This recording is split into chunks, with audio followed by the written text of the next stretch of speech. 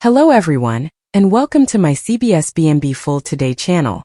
I hope everyone is having a wonderful day. Before we begin, please hit the subscribe button and give this video a thumbs up. Eric going to educate Ridge and Brooke lesson. Brooke and Eric are surprised to run into each other in Katie's office. He claims he's just checking effects out. Brooke says her family was about to tell her who her new developer is. He tries to exit but Brooke wonders why he's there. Donna pops up so he claims he was taking her to lunch. Brooke realizes she has work to do and is about to leave but asks Donna who the developer is. Donna is staying out of this. Brooke reminds Katie she doesn't want their relationship to suffer because of work and walks out. Donna accuses them of playing with fire. She can't believe Katie hired Eric. They tell her to calm down but Donna worries they've to lie to their family. Eric and Katie try calming her down. Donna wants them to succeed but there are so numerous ways this could go awry. Just stay until Brooke finds out they're in cahoots. Donna thinks that Brooke and Ridge will go ballistic. Katie says she's only doing what's stylish for Logan. Donna worries this could be hard on her hubby's health. He'll be working with no bone to back him up. However, he can go back to Forrester part-time if he wants to design. Honeybear assures her that design makes him feel youthful, not stressed. Donna keeps fussing but Katie points out that Ridge forced his own father out. Donna concedes it, but she's sure that Ridge will begrudge him working for Bill. Eric gets angry and tells her that Forrester shoved him away when it should have been his decision what to do. He's been trying to rise above it but the more he thinks about it the more pissed off he gets. They say and shove him away. Ridge and Brooke are going to have to learn the hard way about esteeming their elders die in the office. Well, thanks Ridge for letting him sit in on a meeting.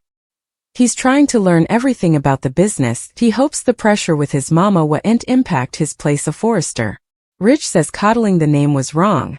Will assures him he's married to Forrester. Ridge dislikes his father, but he's happy Will isn't important like him. Brooke arrives as Will exits. He's surprised to hear his father walked into Katie's office. She hopes that she got through to her family. Everything seems tenuous and she doesn't want them strained. Ridge is sure that effects can't get worse. In the exchange, Elektra tells RJ how agitated everyone is that he's home, that it's crazy to her that they've no way met.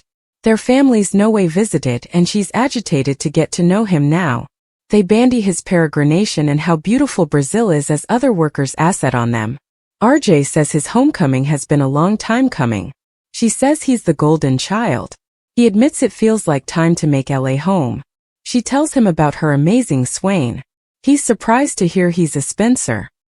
He admits he met him many times at vacation gatherings but they went to different boarding seminaries. He's sure it must be hard because of all the crazy Luna stuff. The workers gossip in the design office about RJ being back and how it'll be no fun if he spends all his time around Delicacy Two Shoes Elektra. Will walks in on them and asks what they're talking about.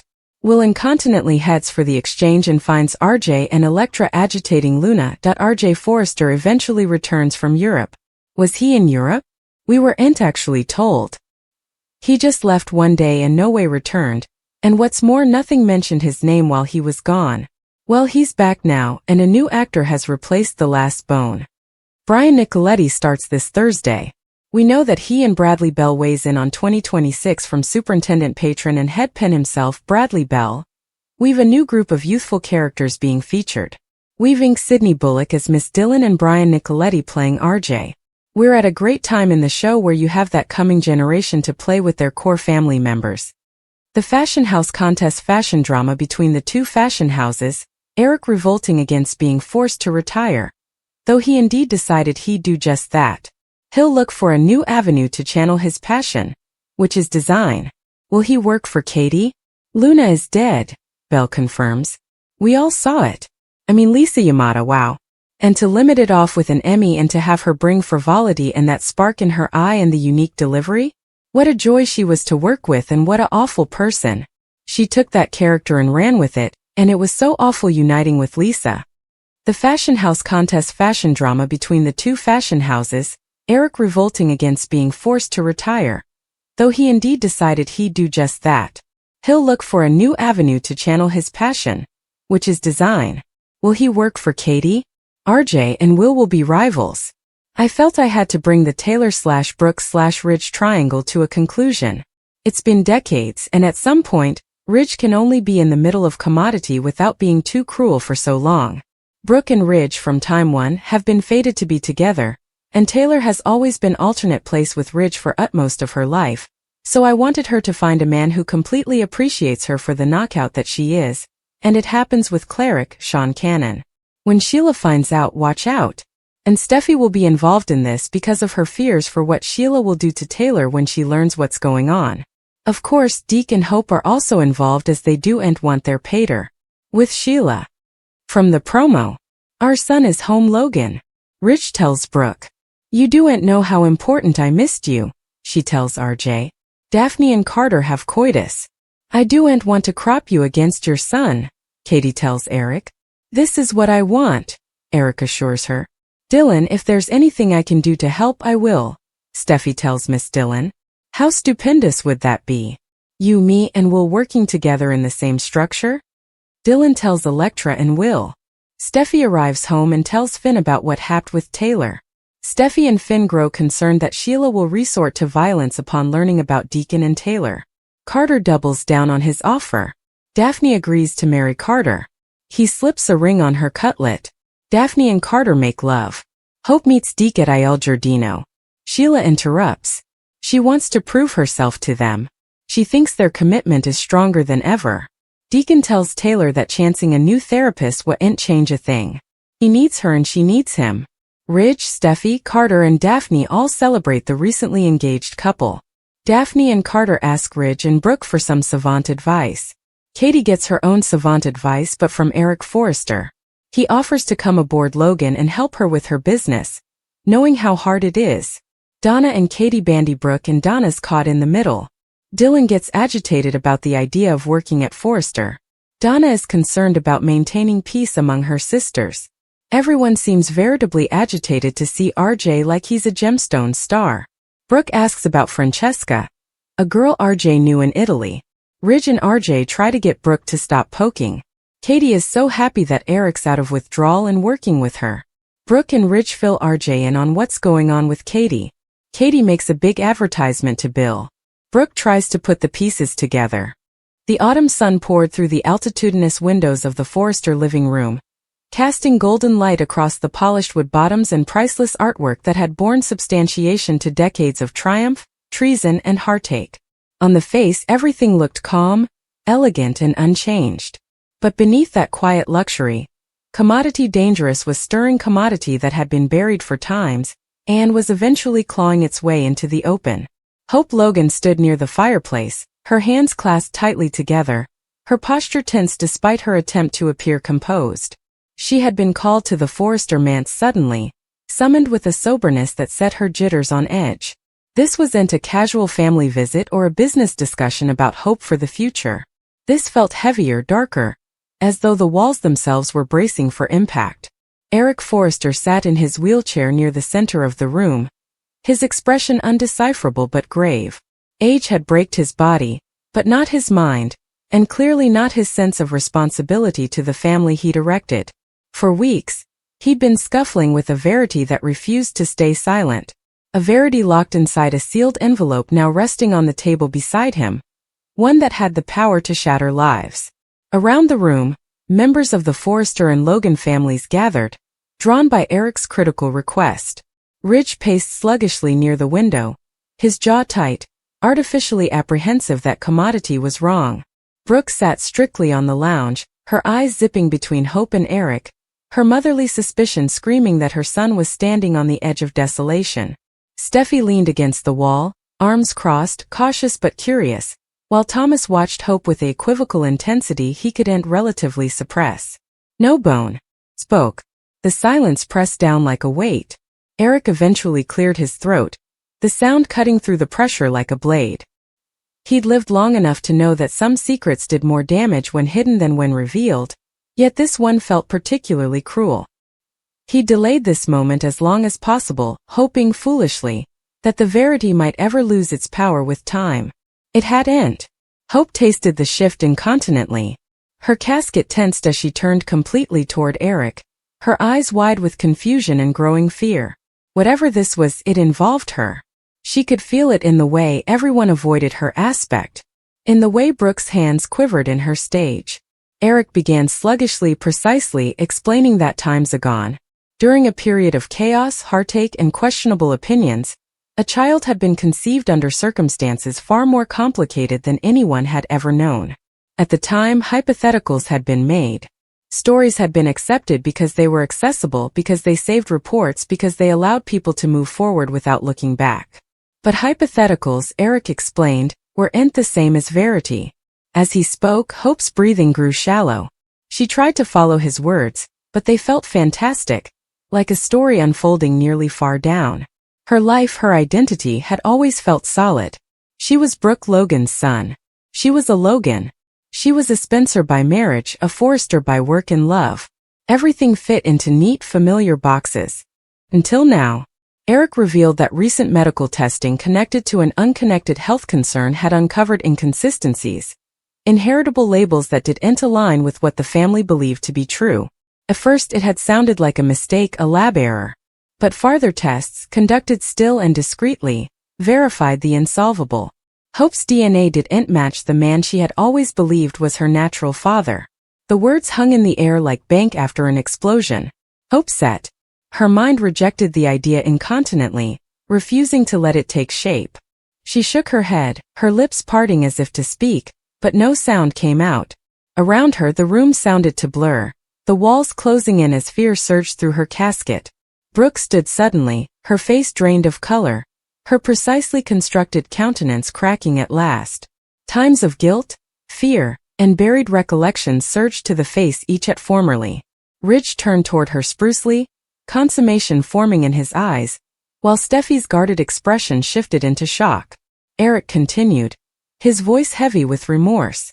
The verity, he said, wasn't just shocking, it was dangerous. The man connected to Hope's DNA was someone whose history was filled with violence, insecurity, and destruction. Someone the family had spent times trying to keep at a safe distance. The room inclusively held its breath as the recrimination settled in. Hope felt the first gash slide down her impertinence before she indeed realized she was crying. Her hands began to shake uncontrollably as her precisely balanced world cracked straight down the middle. Every memory, every moment of certainty about who she was and where she came from suddenly felt fragile, suspect. Eric eventually revealed the name. The connection was real, inarguable, backed by wisdom and sealed by fate. The man whose DNA matched Hope's wasn't the father she had grown up believing in, but someone whose presence alone had torn families piecemeal in the history.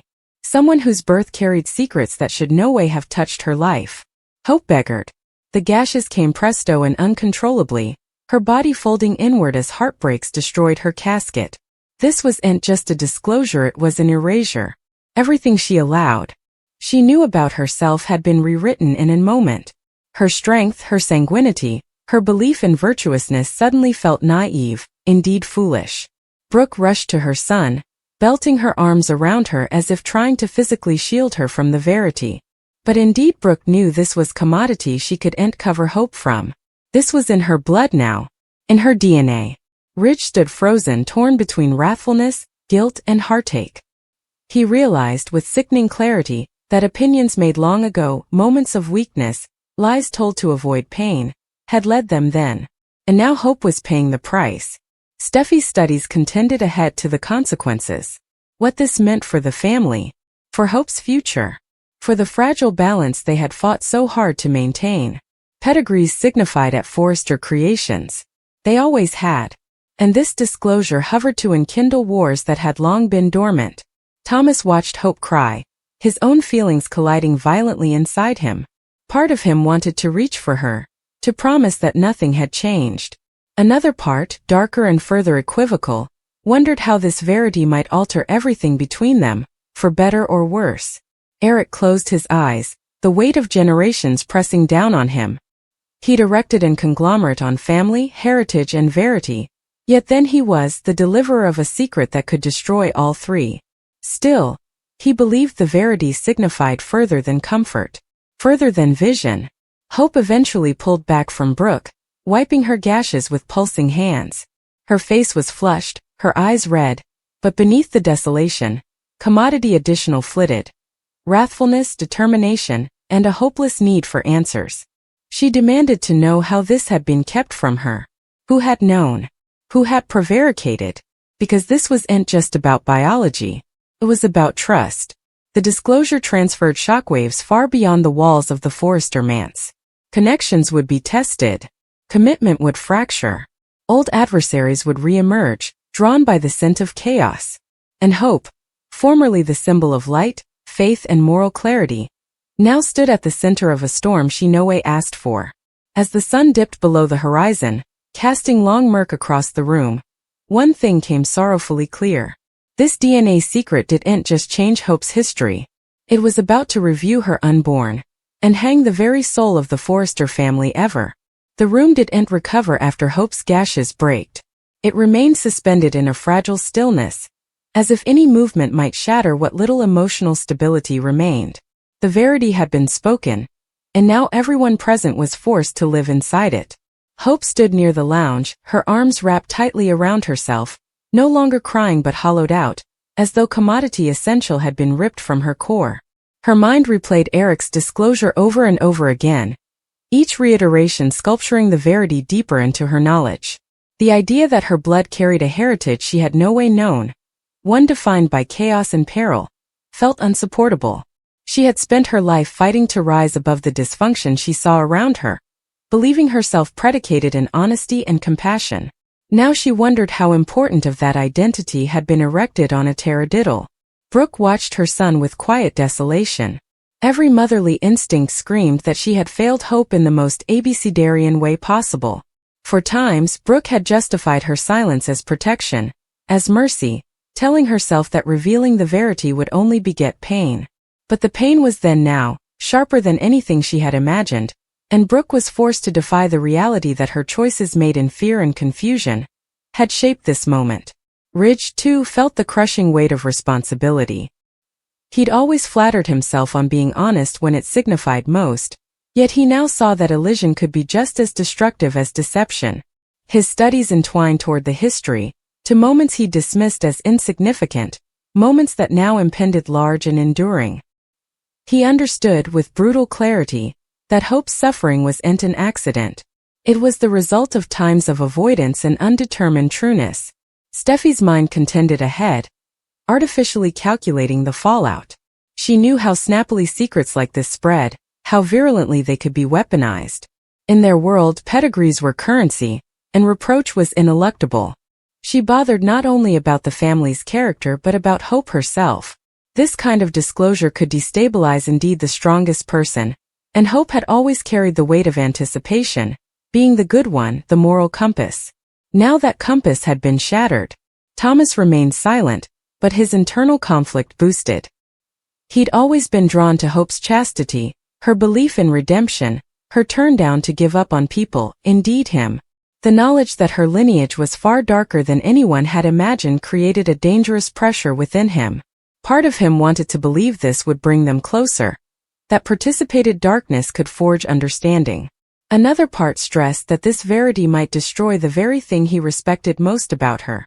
Hope ultimately lifted her head, her aspect unfocused as she looked around the room. She felt exposed, as if everyone could see commodity monstrous inside her that she herself couldn't yet define. The idea that her DNA linked her to someone able of atrocity made her question her own impulses, her own once miscalculations. Were they truly hers, or echoes of commodity inherited? That question visited her. She excused herself from the room, her movements slow and deliberate, as however walking through water. No bone tried to stop her. They understood that this was commodity she had to reuse alone. Indeed, though solitariness felt dangerous in this moment. As she climbed the stairs to the guest bedroom, the walls of the manse sounded strange, nearly hostile, despite times of comfort and familiarity. Inside the quiet room, Hope eventually allowed the shock to completely settle. She sat on the edge of the bed, gaping at her hands, searching for commodity recognizable. They looked the same. She felt the same. And yet everything had changed. Her entire life story had been rewritten without her concurrence. She allowed of her knowledge, of moments when she had felt different without understanding why. Of times she had fought internal battles she couldn't explain. Impulses toward fear or wrathfulness she had always suppressed in favor of kindness. She had believed those struggles were simply mortal. Now she wondered if they were commodity further. Downward, Eric remained motionless, his face lined with anguish and prostration. He knew the damage this verity could beget.